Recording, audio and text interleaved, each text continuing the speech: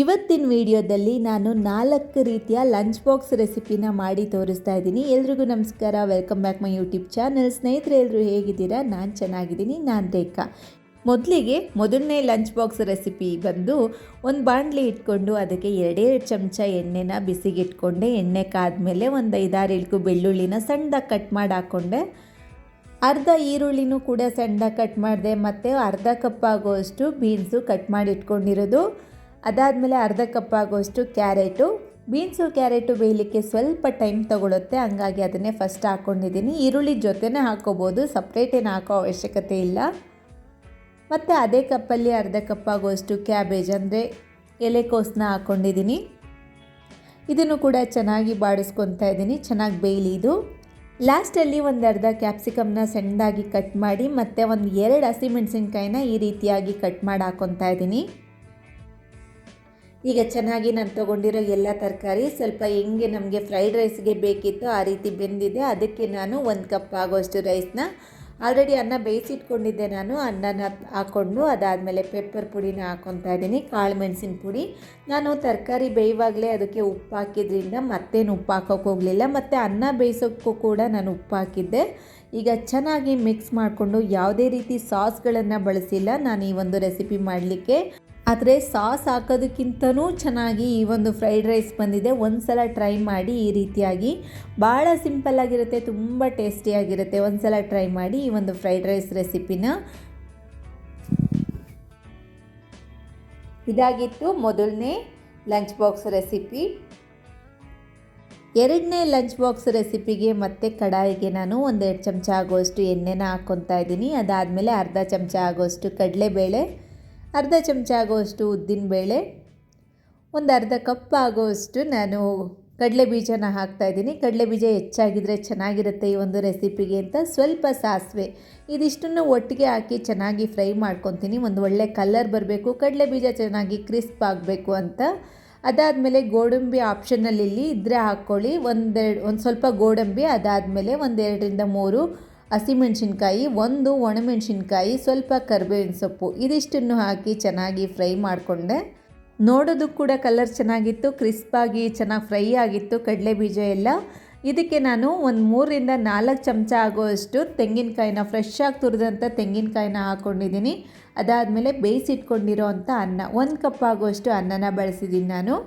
ಅನ್ನ ಬೇಯುವಾಗಲೇ ಅನ್ನಕ್ಕೆ ಎಷ್ಟು ಬೇಕೋ ಅಷ್ಟು ಉಪ್ಪನ್ನ ಹಾಕ್ಕೊಂಡಿದ್ದೆ. ಆದರೆ ಇವಾಗಿಲ್ಲಿ ಮಿಕ್ಸ್ ಮಾಡುವಾಗ ಇದಕ್ಕೆ ಎಷ್ಟು ಬೇಕೋ ಅಷ್ಟು ಸೇರಿಸಿ ನಾನು ಮಿಕ್ಸ್ ಮಾಡ್ಕೊತೀನಿ. ಭಾಳ ಚೆನ್ನಾಗಿರುತ್ತೆ ಈ ರೆಸಿಪಿ ಅಂತೂ.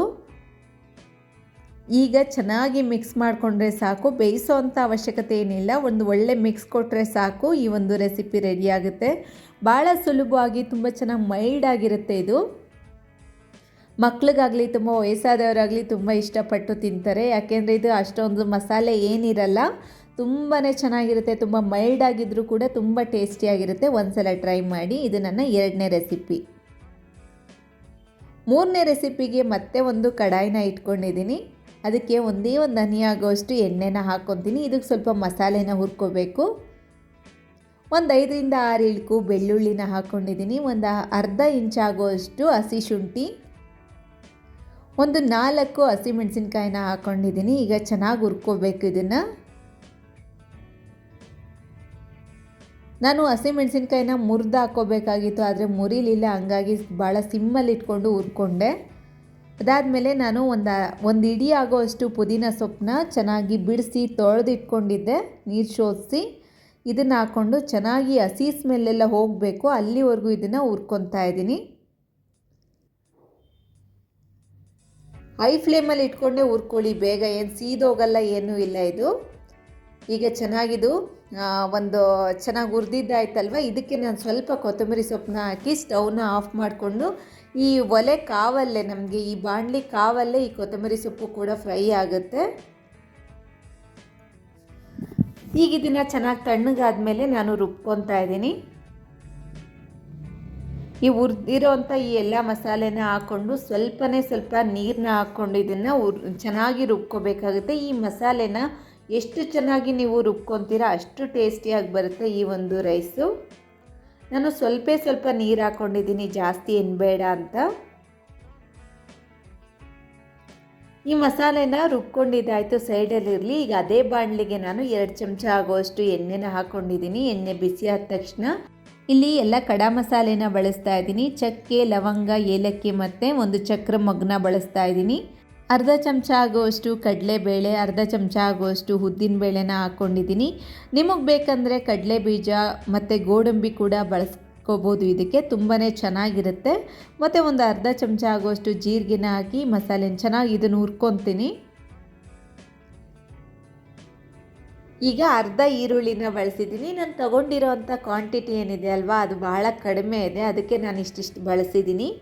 ಈರುಳ್ಳಿ ಎಲ್ಲ ಚೆನ್ನಾಗಿ ಹಸಿ ಸ್ಮೆಲ್ಲೆಲ್ಲ ಹೋದ್ಮೇಲೆ ಅರ್ಧ ಟೊಮೆಟೊನ ಹಾಕಿದ್ದೀನಿ. ಟೊಮೆಟೊನು ಕೂಡ ಹಾಕಿದ ಮೇಲೆ ಚೆನ್ನಾಗಿ ಫ್ರೈ ಮಾಡ್ಕೋಬೇಕು. ಇದಕ್ಕೆ ನಾನು ರುಚಿಗೆ ತಕ್ಕಷ್ಟು ಉಪ್ಪು ಕೂಡ ಇವಾಗಲೇ ಹಾಕ್ಕೊತೀನಿ.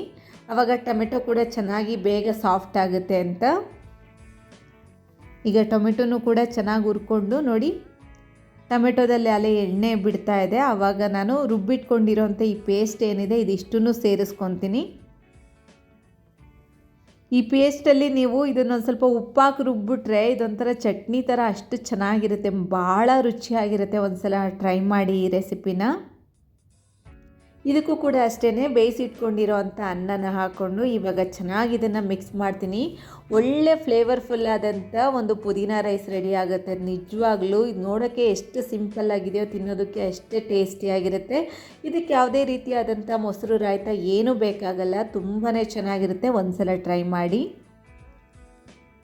ಇದು ನನ್ನ 3ನೇ ರೆಸಿಪಿ. ಭಾಳ ಚೆನ್ನಾಗಿ ಬಂದಿತ್ತಿದಂತೂ. 4ನೇ ರೆಸಿಪಿ ಮಾಡಲಿಕ್ಕೆ ನಾನಿಲ್ಲಿ ಒಂದು ಮಿಕ್ಸಿ ಜಾರ್ಗೆ ಒಂದು 3 ಚಮಚ ಆಗುವಷ್ಟು ತೆಂಗಿನಕಾಯಿ ತುರಿನ ಹಾಕ್ಕೊತಾ ಇದ್ದೀನಿ. ಫ್ರೆಶ್ ಆಗಿ ತುರಿದಂಥ ತೆಂಗಿನಕಾಯಿ ತುರಿ ಭಾಳ ಚೆನ್ನಾಗಿರುತ್ತೆ. 2 ಹಸಿಮೆಣಸಿನ್ಕಾಯಿನ ಹಾಕ್ತಾಯಿದ್ದೀನಿ. ಒಂದು 1/4 ಇಂಚ್ ಆಗುವಷ್ಟು ಹಸಿ ಶುಂಠಿ, ಅದಾದಮೇಲೆ ಸ್ವಲ್ಪ ಕರಿಬೇವಿನ ಸೊಪ್ಪು, ಒಂದು ಚಿಟಿಕೆ ಆಗುವಷ್ಟು ಅರಿಶಿನದ ಪುಡಿ. ಇದಿಷ್ಟನ್ನು ಹಾಕಿ ನೀರೇನು ಹಾಕ್ತಲೇ ಇದನ್ನು ದರ್ದರಿಯಾಗಿ ನಾನು ಮಿಕ್ಸಿಲಿ ರುಬ್ಕೊತೀನಿ. ನೋಡಿ ಈ ರೀತಿಯಾದವಾಗಿ. ಇದು ಸೈಡಲ್ಲಿರಲಿ. ಒಂದು ಬಾಣಲಿಗೆ ನಾನು 1-2 ಚಮಚ ಆಗುವಷ್ಟು ಎಣ್ಣೆನ ಹಾಕ್ಕೊತಾ ಇದ್ದೀನಿ.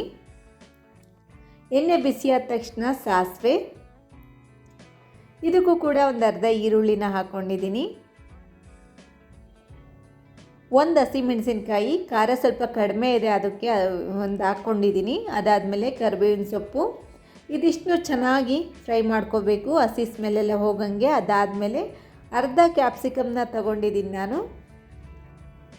ಈ ಕ್ಯಾಪ್ಸಿಕಮ್ನು ಕೂಡ ಅಷ್ಟೇ, ಇದೇನು ಬೆಂದೋಗೋದೇನು ಬೇಡ, ಕ್ರಂಚಿನೆಸ್ ನಮ್ಗೆ ಹಾಗೆ ಇರಲಿ. ಸ್ವಲ್ಪ ಹೈ ಫ್ಲೇಮಲ್ಲಿ ಇಟ್ಕೊಂಡು ಈ ಥರ ಹುರ್ಕೋಬೇಕಾಗತ್ತೆ. ಇದಕ್ಕೆ ನಾನಿವಾಗ ರುಚಿಗೆ ತಕ್ಕಷ್ಟು ಉಪ್ಪು ಕೂಡ ಹಾಕ್ತಾಯಿದ್ದೀನಿ. ಉಪ್ಪು ಹಾಕ್ಕೊಂಡು ನಾನು ರುಬ್ಬಿಟ್ಕೊಂಡಂಥ ಈ ಮಸಾಲೆ ಏನಿತ್ತು ಇದನ್ನು ಕೂಡ ಸೇರಿಸ್ಕೊಂಡು ಇದನ್ನು ಚೆನ್ನಾಗಿ ಮಿಕ್ಸ್ ಮಾಡ್ಕೊತೀನಿ. ಚೆನ್ನಾಗಿ ಈ ಕ್ಯಾಪ್ಸಿಕಮ್ ಜೊತೆ ಈರುಳ್ಳಿ ಜೊತೆ ಚೆನ್ನಾಗಿ ಬೆರಿಬೇಕು ಈ ಮಸಾಲ. ಈ ರೀತಿ ಮಿಕ್ಸ್ ಮಾಡ್ಕೊಂಡ ನಂತರ ಉರಿನ ಕಮ್ಮಿ ಇಟ್ಕೊಂಡು ನಾನು ಅನ್ನನ ಸೇರಿಸ್ಕೊತಾ ಇದ್ದೀನಿ. ಇದಕ್ಕೂ ಕೂಡ 1 ಕಪ್ ಆಗುವಷ್ಟು ಅನ್ನನ ಬಳಸ್ಕೊಂಡಿದ್ದೀನಿ. ಅದಾದಮೇಲೆ ಲಾಸ್ಟಲ್ಲಿ ಸ್ಟವ್ನ ಆಫ್ ಮಾಡಿ ನಾನು ನಿಂಬೆ ರಸನ ಹಿಂಡ್ಕೊತಾ ಇದ್ದೀನಿ. ಭಾಳ ಅಂದರೆ ಭಾಳ ಚೆನ್ನಾಗಿರುತ್ತೆ. ತುಂಬ ಸಿಂಪಲ್ ರೆಸಿಪಿಗಳು ನಾನು ತೋರಿಸಿರೋದು, ತುಂಬಾ ಟೇಸ್ಟಿಯಾಗಿದೆ.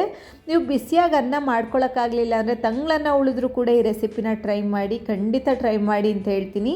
ನಾನು ಇದೆಲ್ಲ ರೆಸಿಪಿನ ಇವತ್ತು ನನ್ನ ಊರಿಂದ ನನ್ನ ಕಸಿನ್ ಸಿಸ್ಟರ್ಸ್ ಬಂದಿದ್ದರು, ಅವ್ರಿಗೆಲ್ಲ ಲಂಚ್ ಬಾಕ್ಸ್ ಆಗಿ ಮಾಡ್ತಾಯಿದ್ದೀನಿ. ನೋಡಿ ಎಲ್ಲ ಲಂಚ್ ಬಾಕ್ಸ್ದು ನಾನು ಪ್ಯಾಕ್ ಮಾಡಿಟ್ಟಿದ್ದೀನಿ, ಅವರೆಲ್ಲ ಆಫೀಸಿಗೆ ತಗೊಂಡೋಗ್ತಾರೆ ಅಂತ. ಈ ವಿಡಿಯೋ ಇಷ್ಟ ಆದರೆ ಒಂದು ಲೈಕ್ ಮಾಡಿ, ಶೇರ್ ಮಾಡಿ, ಕಮೆಂಟ್ ಮಾಡಿ, ಪ್ಲೀಸ್ ಸಬ್ಸ್ಕ್ರೈಬ್ ಆಗಿ.